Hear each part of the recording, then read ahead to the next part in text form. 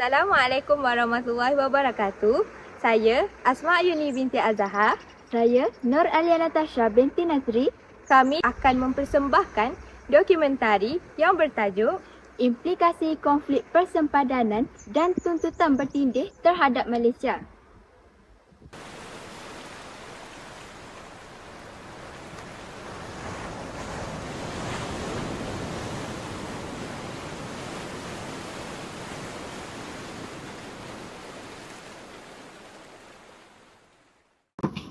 Di atas peta dunia, sempadan dilakar sebagai garis halus.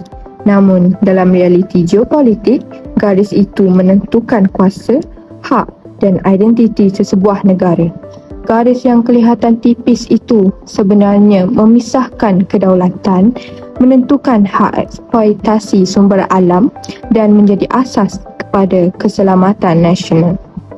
Sempadan bukan sekadar pemisah fizikal antara dua wilayah, ia menentukan siapa yang berdaulat, siapa yang berhak mengurus hasil bumi dan sumber marin, serta siapa yang bertanggungjawab menjaga keselamatan perairan dan ruang udara. Dalam dunia moden yang saling bergantung, setiap inci wilayah membawa nilai strategik yang amat besar. Malaysia sebagai negara maritim yang terletak di persimpangan laluan perdagangan antarabangsa seperti Selat Melaka dan Laut Cina Selatan, berada dalam kedudukan yang sangat strategik. Kedudukan ini membawa kelebihan ekonomi, namun dalam masa yang sama membuka ruang kepada cabaran persempadanan dan tuntutan bertindih. Konflik persempadanan bukan sekadar isu teknikal mengenai koordinat dan peta lama.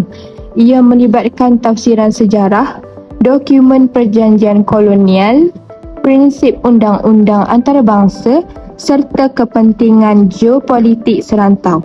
Setiap pertikaian membawa implikasi terhadap kestabilan hubungan diplomatik, keyakinan pelabur dan persepsi antarabangsa terhadap kedaulatan negara. Tiga lokasi sering menjadi simbol kepada cabaran ini: Pulau Batu Putih, Pulau Sipadan dan Pulau Layang-Layang. Tiga pulau, tiga pertikaian, namun setiap satunya mempunyai latar sejarah, pendekatan penyelesaian dan implikasi yang berbeza terhadap Malaysia. Tiga pulau ini memperlihatkan tiga dimensi cabaran: perundangan antarabangsa, diplomasi dua hala dan persaingan geopolitik serantau. Konflik persempadanan tidak hanya berakhir dengan keputusan mahkamah atau rundingan diplomatik. Ia meninggalkan kesan terhadap strategi pertahanan negara, pengurusan sumber maritim serta keyakinan rakyat terhadap keutuhan kedaulatan. Dalam era globalisasi, kekuatan sesebuah negara bukan hanya diukur melalui ketenteraan, tetapi juga kebijaksanaan, diplomasi dan keupayaan mengurus pertikaian secara aman tanpa mengorbankan prinsip. apabila kita berbicara tentang konflik persempadanan, ia bukan sekadar siapa yang menang atau siapa yang kalah. Persoalannya ialah, apakah implikasi jangka panjang terhadap keselamatan, ekonomi dan maruah negara? Bagaimana Malaysia memperkukuh dokumentasi sejarah, memperkemas strategi diplomatik dan memperkasa pertahanan maritim agar kesilapan lalu tidak berulang? Adakah generasi akan datang memahami bahawa kedaulatan bukan sesuatu yang statik, tetapi perlu dipertahankan melalui kebijaksanaan, ketegasan dan perpaduan? Dan persoalan yang paling penting, adakah Malaysia benar-benar bersedia menghadapi cabaran persempadanan yang semakin kompleks dalam dunia yang berubah pantas? Kerana pada akhirnya, sempadan bukan sekadar garis di atas peta, ia adalah simbol kedaulatan. Dan kedaulatan tidak pernah datang tanpa tanggungjawab.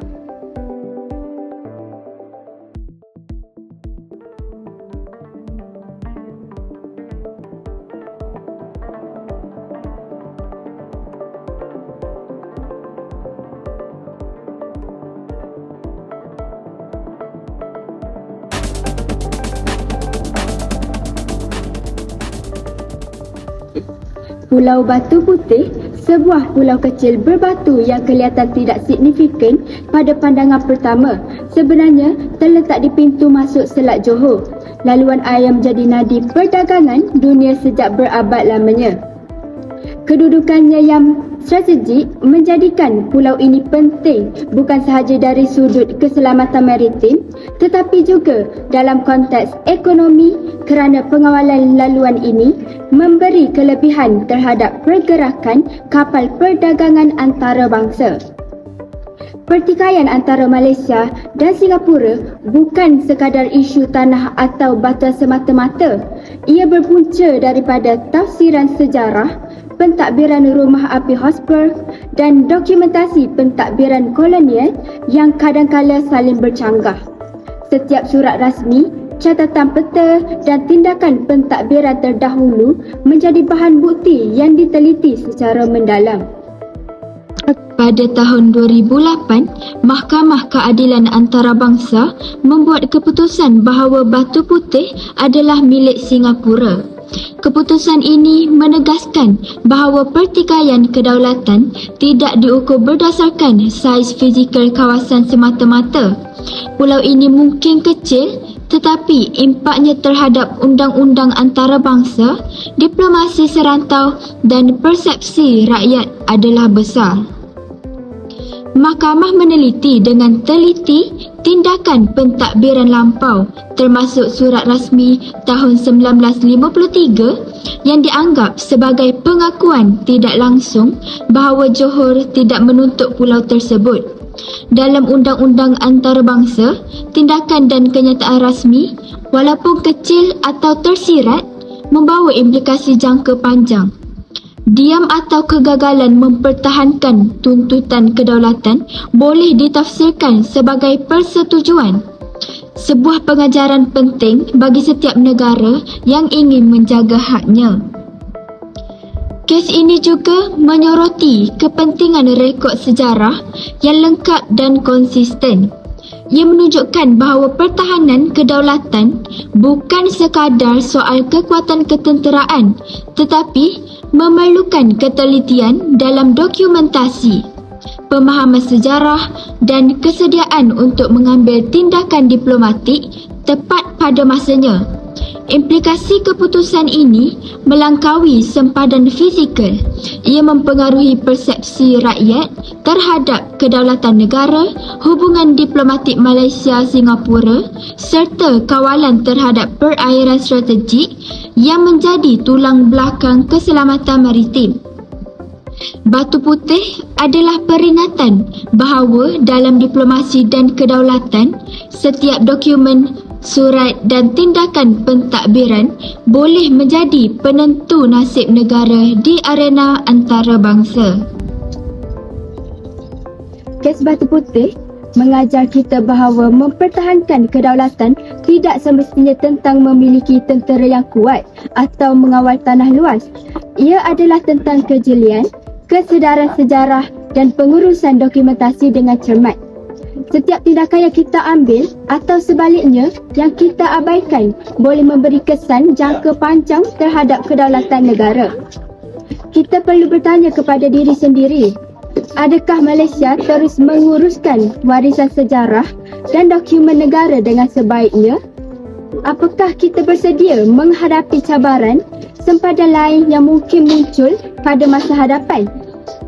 Batu Putih mengingatkan bahawa kedaulatan adalah hak yang mesti dijaga melalui pengetahuan, strategi, diplomasi yang berhati-hati, bukan hanya kekuatan fizikal.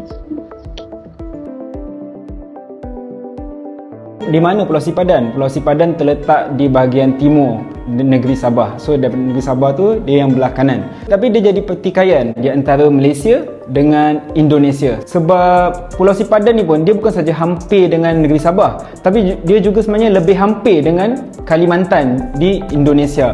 Jadi atas asas itulah Indonesia pun claim Pulau Sipadan dan Malaysia pun claim Pulau Sipadan. Pulau Sipadan terletak di Laut Sulawesi dan pernah menjadi pertikaian antara Malaysia dan Indonesia akibat sempadanan kolonial yang tidak jelas. selepas era penjajahan. Walaupun kecil, kedudukannya penting kerana pemilikan pulau memberi kesan kepada kawalan perairan sekitar serta sumber perikanan. Kes ini diputuskan oleh Mahkamah Keadilan Antarabangsa pada tahun 2002 berdasarkan prinsip effective occupation, iaitu kedaulatan ditentukan melalui pentadbiran sebenar. Malaysia berjaya membuktikan kewujudan aktiviti pentadbiran berterusan seperti pengurusan konservasi penyu dan kawalan rasmi sejak awal abad ke-20. Keputusan ini menegaskan bahawa tindakan nyata negara lebih penting daripada tuntutan sejarah semata-mata. Selepas kemenangan tersebut, Sipadan berkembang menjadi destinasi selam bertaraf dunia yang menyumbang kepada ekonomi Sabah. Namun, kerajaan menghadkan jumlah pelawat bagi melindungi ekosistem marin, menunjukkan bahawa kedaulatan turut membawa tanggungjawab pengurusan sumber secara lestari. Kemenangan undang-undang tidak menamatkan cabaran. Kedudukan Sipadan berhampiran kawasan konflik rentas sempadan menyebabkan ancaman penculikan dan penyeludupan. Malaysia menubuhkan Zon Keselamatan ESS Zone untuk memperkukuh randaan dan pengawasan maritim bagi melindungi penduduk serta industri berlanchungan. Kisah Sipadan membuktikan bahawa memperoleh kedaulatan hanyalah langkah pertama. Cabaran yang sebenar ialah mengekalkan keselamatan, memelihara alam sekitar dan memastikan wilayah tersebut mampu memberi manfaat ekonomi secara berterusan kepada negara. Pulau Layang-Layang, sebuah kapal reef yang strategik di tengah Kepulauan Spratly, menjadi simbol penting kehadiran Malaysia di Laut Cina Selatan. Kawasan ini turut dituntut oleh beberapa negara termasuk China, Vietnam dan Filipina. Kehadiran Malaysia bukan sekadar menunjukkan penguasaan fizikal tetapi juga menegaskan aspirasi negara untuk mempertahankan hak maritim dan kedaulatan dalam zon yang bertindih ini. Aktiviti di pulau ini termasuk pemantauan keselamatan dan pembangunan infrastruktur asas menunjukkan komitmen berterusan Malaysia dalam memastikan kawasan ini tidak terabai. China mendakwa sebahagian besar Laut Cina Selatan berasaskan tuntutan bersejarah yang digambarkan melalui konsep Nine Dash Line, iaitu satu garisan putus-putus yang meliputi hampir keseluruhan perairan tersebut dan bertindih dengan zon ekonomi eksklusif beberapa negara pesisir. Tuntutan ini bukan sahaja melibatkan kawasan berhampiran Kepulauan Spratly, malah merangkumi zon yang berada dalam lingkungan 200 batu nautika dari pantai Malaysia. Namun demikian, Malaysia bersama negara-negara ASEAN lain menegaskan bahawa sebarang tuntutan maritim perlu berlandaskan undang-undang antarabangsa, khususnya prinsip yang diperuntukkan dalam United Nations Convention on the Law of the Sea 1982. Konvensyen ini menetapkan hak serta tanggungjawab negara pesisir terhadap perairan wilayah, zon ekonomi eksklusif dan pelantar benua secara jelas dan teratur. Malaysia secara konsisten menolak dakwaan berasaskan sejarah yang tidak selaras dengan kerangka perundangan moden. Pendirian ini bukan sahaja bertujuan mempertahankan hak kedaulatan dan kepentingan ekonomi negara, malah bagi memastikan sistem peraturan antarabangsa terus dihormati. Selain itu, Laut Cina Selatan dipercayai mengandungi rizab hidrokarbon yang signifikan seperti minyak dan gas asli. Di samping menjadi antara kawasan perikanan utama di rantau Asia Tenggara, kepentingan ekonominya diperkukuh lagi oleh kedudukannya sebagai laluan perdagangan laut strategik yang menghubungkan Timur Asia dengan Eropah dan Timur Tengah, menjadikannya nadi kepada rantaian bekalan global.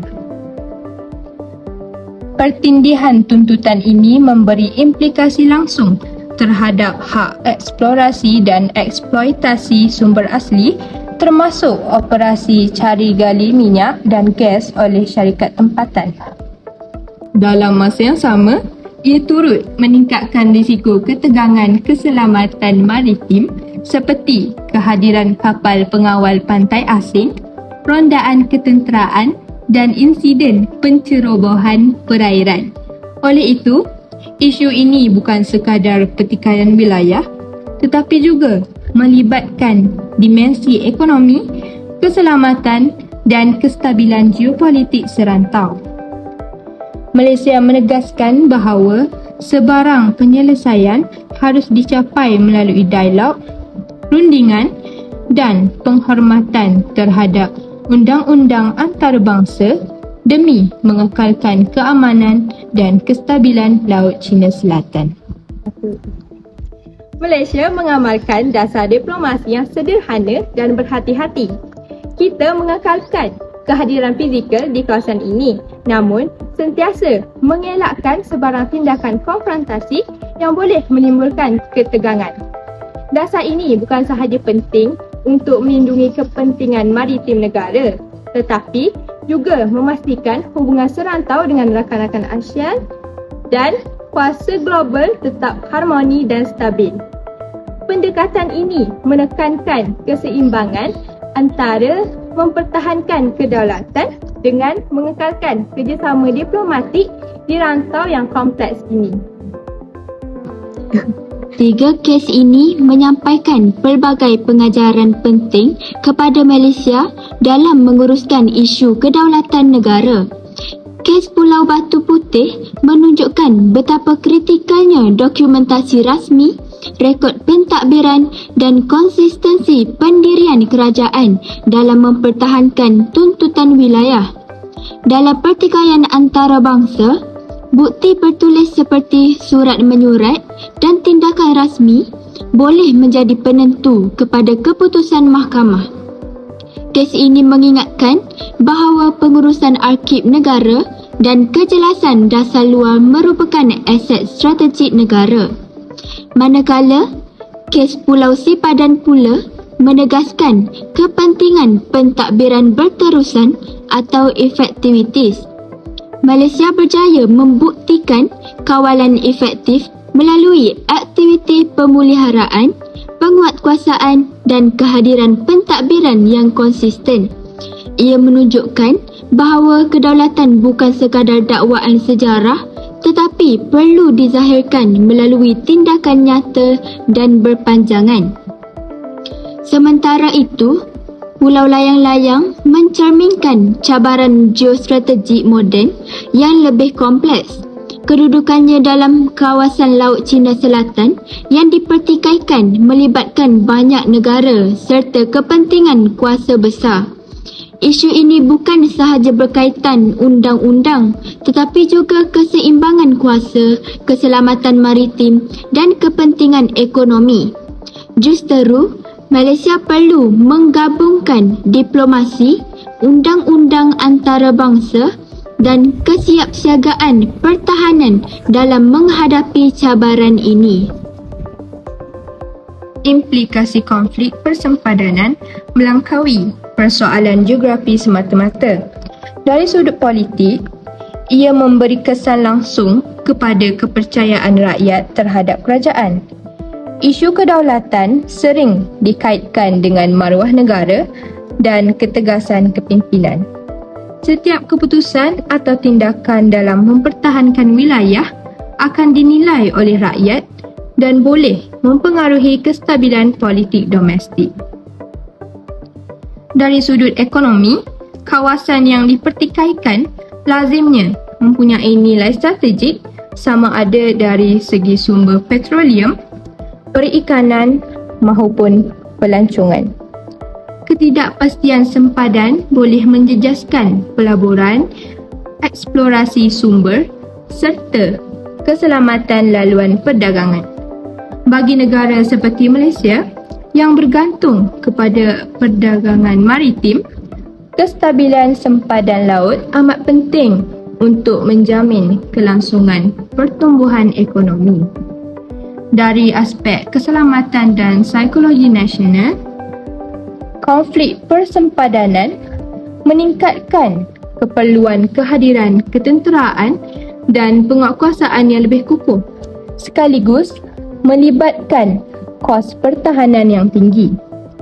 Pada masa yang sama, isu kedaulatan membangkitkan semangat patriotisme dan jati diri rakyat.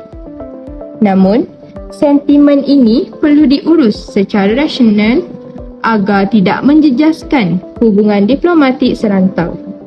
Secara keseluruhannya, konflik persempadanan merupakan ujian menyeluruh terhadap ketahanan politik, ekonomi, keselamatan dan identiti nasional negara.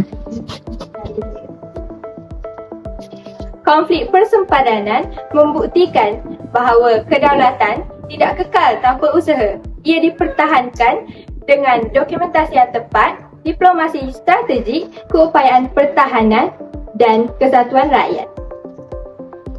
Pulau-pulau ini mungkin nampak kecil di dalam peta, namun implikasinya besar terhadap masa depan Malaysia.